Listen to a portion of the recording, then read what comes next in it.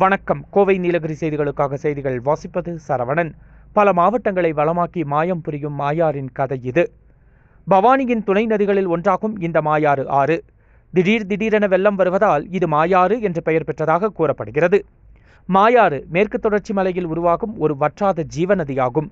இது முதுமலை பகுதியில் மாயாறு என்று பெயர் பெற்றாலும் இதன் தோற்றுவாய் நீலகிரி மலைகளின் மேற்கு உச்சியான முக்குருத்தி மலைப்பகுதியாகும். நீலகிரி மலை மாவட்டத்தில் உதகை அருகே பைக்காரா என்ற நீர்பிடிப்பு பகுதியில் பெய்கின்ற நீரெல்லாம் திரண்டு ஆறாக ஓட ஆரம்பிக்கிறது. இங்கிருந்து பைக்காரா, முதுமலை, மசனகுடி, தெங்குமராடா வழியாக பாய்ந்து பவானி ஆற்றுடன் கலக்கிறது. இது கர்நாடகா மற்றும் தமிழகம் மற்றும் பந்திப்பூர் தேசிய பூங்காவின் காடு மற்றும் தெற்கே உள்ள முதுமலை சரணாலயம் ஆகியவற்றிற்கு இடையே இயற்கையான பிரிவாகும். மாயாறு நதி பள்ளத்தாக்கு 20 கிலோமீட்டர் 12 மைல் நீளம் கொண்டது. மேலும் இது மாயார் கேன்யன் என்றும் அழைக்கப்படுகிறது.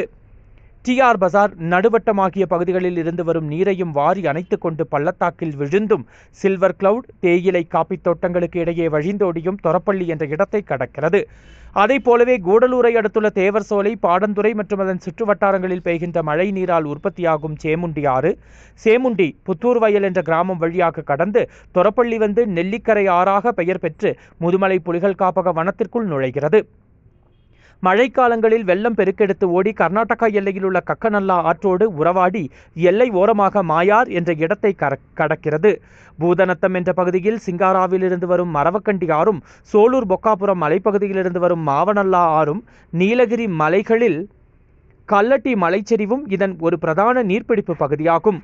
உதகை தலைக்குந்தாவிலிருந்து கல்லட்டி பகுதியில் பொழிகின்ற மழைநீர் அருவியாய் கீழே விழுந்து 36 கொண்டை ஊசி வளைவுகளை தாண்டி சமவெளி பகுதியை அடைந்ததும் ஆறாக ஓடி சீகூர் ஆறாய் பெருக்கெடுத்து பால் தட்டி கொட்டும் சீகூர் நீர்வீழ்ச்சிக்கு கீழ்ப்புறம் கலக்கிறது.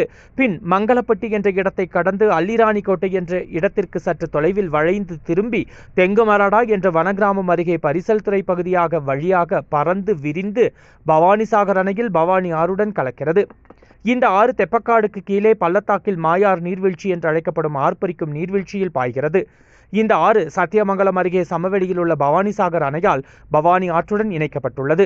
இந்த ஆறு தமிழகம், கர்நாடகத்தின் எல்லை கோடாகவும் உள்ளது. நீலகிரி மலையின் மேற்கு பகுதியில் உருவாகி தென் சரிவையொட்டி பவானி பாய்வது போல பவானிக்கு அருகில் நீலகிரி மலையின் மேற்கு பகுதியில் உருவாகி வடசரிவையொட்டி பாய்ந்து பவானிசாகர் அணைப்பகுதியில் பவானியுடன் கலக்கிறது.